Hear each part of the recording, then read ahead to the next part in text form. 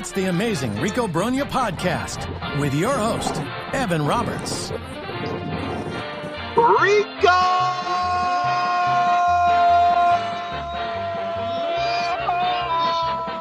Brogna! Welcome, everybody, to a happy edition of Rico Brogna. It's a little variation of the drive home, Rico. I am not driving home from California or Los Angeles. I'm driving home from what was a great experience. We did our show at American Dream. And not only did we do our show from American Dream, and we watched the game as we were doing the last 2.5 hours of the program, but the game obviously was a longer game. And so I stayed until the very end at the Dream Bar with a lot of my fellow Met fans. Maybe some of you Rico listeners were there. It was a very stressful final half hour, but we all watched together as the New York Mets were able to pull it off against the LA Dodgers. And instead of wasting any time, waiting till I drove home from New Jersey, waiting until after the Jet game and the Yankee game, I figured let me give you a little instant reaction to this game. We will do kind of a longer form Rico during the off day, read some emails, get some thoughts, look ahead to game 3. So this is more of just, an animalistic reaction to what was such a needed victory. And when this game started, before this game started, I'm sitting there on the radio and I said, Tiki, what this team needs is a quick start. Yes, they have their ace on the mound in Sean Manaea. This is a bullpen game. We need to see this Met offense, which has started quietly an awful lot, even in the games they've won, even in the games they've pulled off. Think about some of the slow offensive starts this team has gotten off to. Go back to game 4 against the Phillies. They did nothing until Lindor's grand slam in the 6th inning. You think back to game 1 against the Phillies, nothing until they rallied in the 8th inning. What they did in game 3 against Milwaukee. There are a lot of examples of, the Mets eventually get hot and they eventually score runs, but it takes them a while. So I thought what was really important against Ryan Brazier and the concoction of bullpen arms that Dave Roberts was going to use was to attack him early. And that's where we start with Francisco Lindor. There are a few leadoff home runs in postseason history, in Met history, that really jump out at you. Lenny Dykstra during the World Series at Fenway Park in 1986. Jose Reyes, Game 6 against the Cardinals in 2006. And we'll see where this series goes, obviously. But Francisco Lindor setting the tone in Game 2 against Ryan Brazier was huge. He put together a great at-bat, a nice little battle, and takes a little bit of the pressure off immediately because the Mets played this game. Every out of this game was contested with a lead.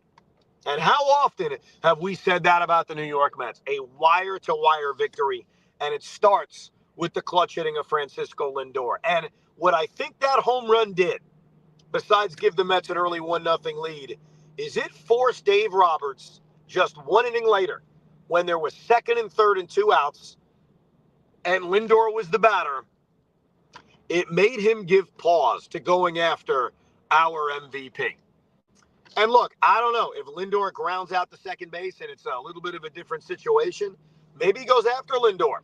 Maybe they say, you know what, let's just try to get him out. Why put another guy on base?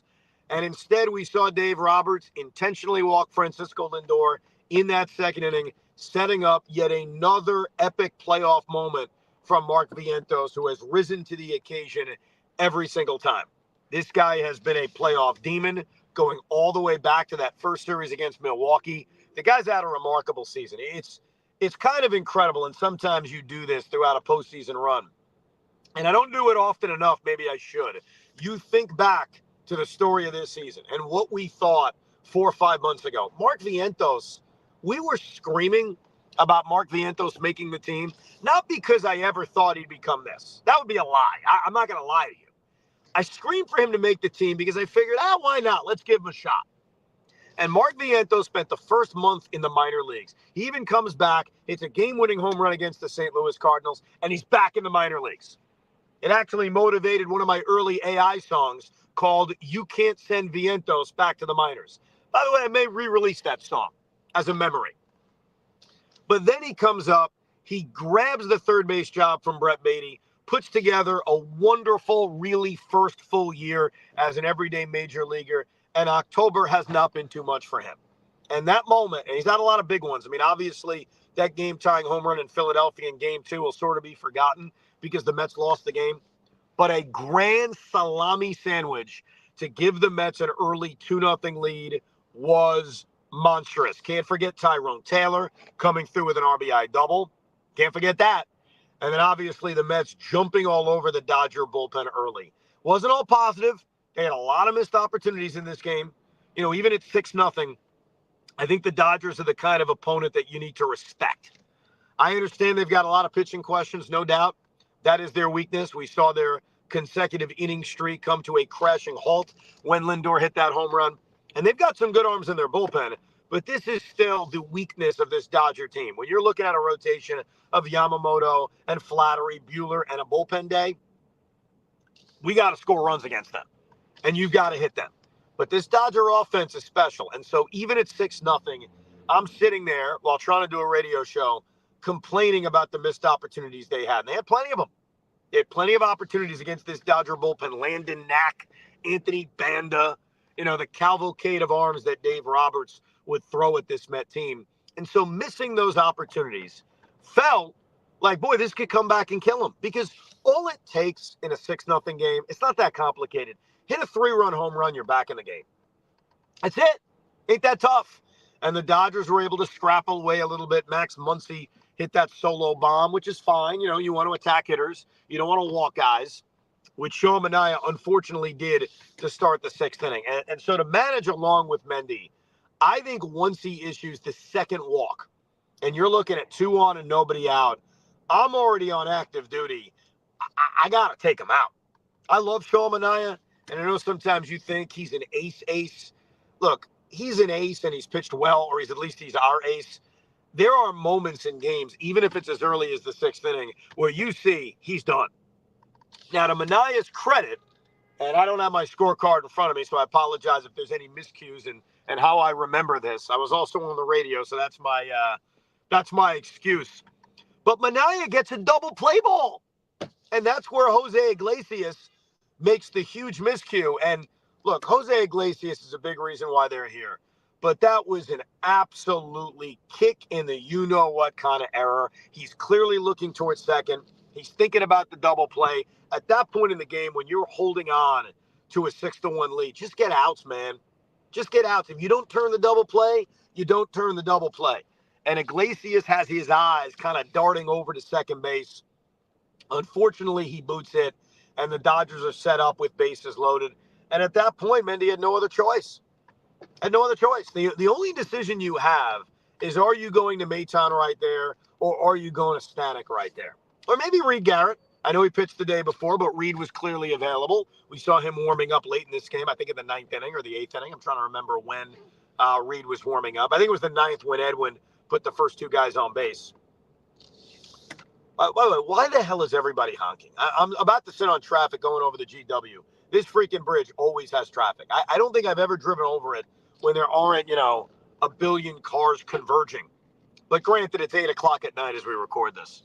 So the only question was, who in this bullpen are you going to? And Phil Maton has been rested. I think what's affected Maton in his last few bullpen appearances is that he's been grossly overworked. And a lot of that isn't necessarily Mendy's fault. This bullpen has been worked a lot over the last few weeks, this March. That's gotten them to the NLCS. And credit to Phil Maton. Like, he did a hell of a job. The one miscue is Pete Alonso's got to make that play. That ground ball by Tommy Edman that Alonso dives on, but it goes right underneath his glove. It's a base hit. It's not an error. Pete's got to make that play. And that's the other concern from this game. Their defense was not great. Let's be honest. Their defense was not great. You've got the Iglesias miscue that opened up that great opportunity for Los Angeles in the 6th inning, and then the Pete Alonso play. And even the double play that ended the inning, which was such a monstrous play at 6-3 with that punchable face Kiki Hernandez coming to the plate. That's the moment where I think we all saw the series flash before our eyes. Kiki has been incredibly clutch. And when I say he's got a punchable face, a lot of it's with respect. He's been a great postseason player. He is a little obnoxious, but who isn't? I mean, who isn't? But that moment when he comes up with the bases loaded and that entire double play, the ground ball he hits the third that Vientos bobbles, Like, it felt as if that play took 10 minutes for it to develop. But credit to Vientos and Iglesias and Pete, all of them for this. Number one with Vientos, that slight bobble could have blown up the entire play. As that ball was popping out of his hand, I'm starting to think, just get it out, bro. Unlike Iglesias. So this inning could have become an even bigger disaster if Vientos isn't able to even secure the baseball, throw to second, and just get a freaking out. He's able to do that, thank God. And then Iglesias, who is so quick on the turn, makes the throw to first. That's a little bit offline. And Pete Alonso does a little ballet step, keeping his foot on the base as he's sort of being dragged off the base. Dodgers check it out. I think it's clear as day that it's got to be upheld and turned into a double play. And so what a huge, just monstrous double play via Phil Maton. And yeah, credit to Vientos for not blowing the thing completely.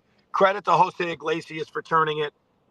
And obviously Pete. All three guys made defensive miscues in that inning. When you really think about it, Iglesias makes the error that opens it up. Pete has the ball go under his glove on the Tommy Edman 2-run single. And Vientos' bobble is what caused all the consternation on that double play. So thank God they pulled that off, because that was the inning where this game and this series would have gone to hell. Look, I really believe this, and I think I said this last night on the Rico. Being down 2-0 is not a death sentence. Okay, we've seen this franchise come back from 2-0 deficits, even in '86 when it was 2-0 at home. Like, the old cliche is sort of true. A series doesn't really start until you get those games on your home field. Now, it would have put a lot of pressure on the Mets to have to win all three. Obviously, they'd have to win 2 out of 3 or their season ends. So I didn't go into this game thinking it's a must win. But once you build a 6-1 lead or a 6-0 lead, you got to win the game. The last thing we were going to be able to do on this Rico is say, well, gee golly, the Mets always bounce back, so they'll be fine. They could not lose that game. It became a game they had to secure. And I was very, very curious to see how aggressive Mendy would be with that bullpen. Who does he trust in that circle besides Phil Maton? We saw it was Ryan Stanek, who, of course, gets the first 2 outs in the 8th inning before he makes us sweat. And here's where I will disagree with Mendy. And we'll get to a lot of the emails when we do our off-day Rico. Obviously, I'm driving, so I can't be reading emails. But I was able to glance at a lot of people who do not trust Edwin Diaz, who didn't want to go to Edwin Diaz. Look, I don't trust Edwin Diaz, but Edwin Diaz, hear me out when I say this, is their best reliever. You may not like it, but it's true. So if the New York Mets are going to win this series, if the New York Mets are going to secure 7 more wins so we can all be completely wasted at a parade in New York City, Edwin Diaz is going to have to get big outs. He is. And if my choice is between Phil Maton, who's already out of the game, Ryan Stanek, who just put 2 guys in a row on, or Edwin Diaz, the answer is Edwin Diaz. Where I disagree, and man, I'm trying to remember off the top of my head, is I wanted to go to Edwin 1 batter earlier. Like, I don't like, and I think I said this on the Rico in game 4, if memory serves. No, game 3's Rico. I want to give Edwin like a tiny bit margin for error. I don't like bringing him in with 0 margin for error. So I would have gone to Diaz 1 batter earlier than Mendy did. It obviously worked out. Edwin came in. He got the fly out to right field. And it all works out. Tying runs at the plate. No harm, no foul. I would have actually gone to Edwin 1 batter earlier before the tying run came to the plate. I think that was the Max Muncy at-bat, if I'm correct on memory. But you got to go to Diaz. Like, anybody begging not to go to Edwin Diaz, bro, the Mets' only shot, and I get it. I'm not telling you I fully 1,000% believe in him. He's not Mariano Rivera. Nobody is. But they need him. They need him. And Edwin kind of did the same thing he did in game 4. Now, he gets the last big out in the 8th inning, but of course has to make a sweat in the 9th inning by putting guys on base. This is what he does. And we've got to live by it. We've got to die by it. This bullpen, as we enter game 3 of the NLCS from a raucous Citi Field on Wednesday, the circle of trust is as tiny as it's ever been. You almost just have guys that you're ranking above other guys.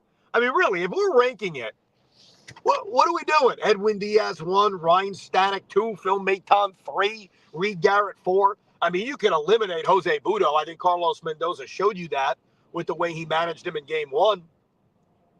They need Edwin Diaz. So as much as he causes heartache and stomach ache, the Mets are not winning without him. And kudos to Diaz, man. He comes in, tying run at the plate, gets the huge pop-up. Pissed me off that he wasn't attacking the zone and throwing strikes early in the 9th inning, but he's able to get out of it. Strikes, I think it was 3 guys in a row out or 2 guys in a row out, whatever it was. And we get ourselves a much-needed Game 2 victory. I get why the Dodgers did what they did, by the way. I know we don't think about it that much. I think the reason they go bullpen day is to have a off day right after so they can be fresh going into Game 3, where now you've got Buehler, Yamamoto, and Flattery for the next 3 games. So the Mets are going to face 3 legitimate starting pitchers. They've been all over the place, but I think all 3 of them over the course of their careers, Yamamoto's brief career, has shown you they can be damn good. I'll tell you something else. You know who's a non-factor in this series? And the more I think about it, the more you watch the Dodgers, the more you see the way the first 2 games unfold. J.D. Martinez is completely irrelevant. You know, when you've got every pitcher on your roster be a right-hander except for one, Anthony Banda, who we saw early in this game, I don't really see a lot of scenarios where JD is going to play. I think Jeff McNeil is certainly an option. We talked about that the other day to get his bat in the lineup. Obviously, Jesse Winker's been making the starts the last couple of days, but JD Martinez may be a complete irrelevant kind of lost cause in this series just based on the LA Dodger arms, I should say, only having one left-hander. But, man, that was unbelievable. I've lost my voice. I was freaking stressed out. I watched the last 2 innings with a bunch of Met fans, and a lot of them were like, are you confident? Look, I am a miserable human being to watch a Met game with. I'll be honest. I try to put on a good face when I'm with my sons because I don't want to teach them negativity. I want them to enjoy baseball. I want them to not hate it.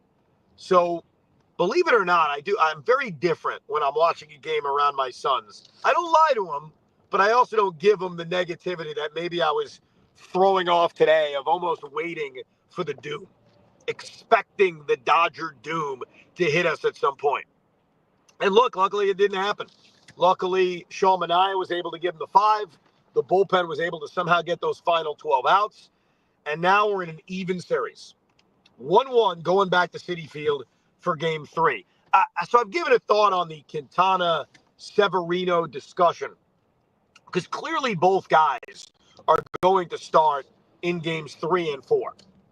And I got to tell you, I think I'm leaning towards wanting to start Jose Quintana in Game 3 over Luis Severino because the guy who pitches Game 3 would at least be in line to pitch Game 7 of this series. And Sevy's been good. Sevy's been solid. But Jose Quintana's been better. The only negative to all that is that the LA Dodgers hit lefties very well. But I think sometimes we can't overthink what an opponent does, and you've got to think about what you do.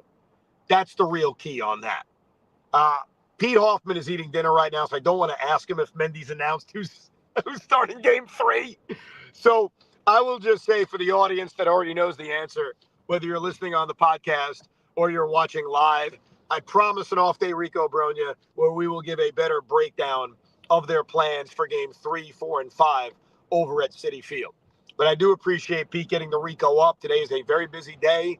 I chose to do a drive home because I got to go home. I'm going to watch the Jet game. I'm going to watch the Yankee game. It's a very incredibly busy time in sports. So I thought it was important. Let's do a little 20-minute instant reaction Rico, and then we'll come back. Obviously, we'll talk about it on the Fan on Tuesday afternoon, and we'll have a much more relaxed Rico Brogna as we head towards Game 3 of the National League Championship Series. But hell of a win, boys. We've evened this sumbitch up, and we're on our way to Citi. Oh, I do want to correct something because I got a lot of emails about this, and I do want to apologize. It's one thing for me to mess up something I didn't see, but when talking about the history of best of sevens, I was off the top of my head talking about the history: 69, 73 World Series, 86 LCS World Series, 88 LCS, 99 LCS, the whole thing. And I'm going through the wins and the losses and when they won a game one, when they lost a game one. And of all the years to screw up that I completely misremembered was 2000's NLCS. And I'm surprised that I effed that up, so I want to apologize. For some reason, my brain was telling me we split in St. Louis. That's not what happened. We won the first 2 games in St. Louis and then lost game 3 at Shea Stadium before winning 4 and 5. So my apologies. It's amazing that I can correctly remember the years I wasn't even alive for. But 2000, one of my great years as a sports fan, completely effed that up. My bad. Either way, we appreciate you downloading, listening, and subscribing. Again, we'll have a fresh Rico Brogna on Tuesday as we get you set for Game 3 of the National League Championship Series. Great win, LGM. Good night from Rico Brogna.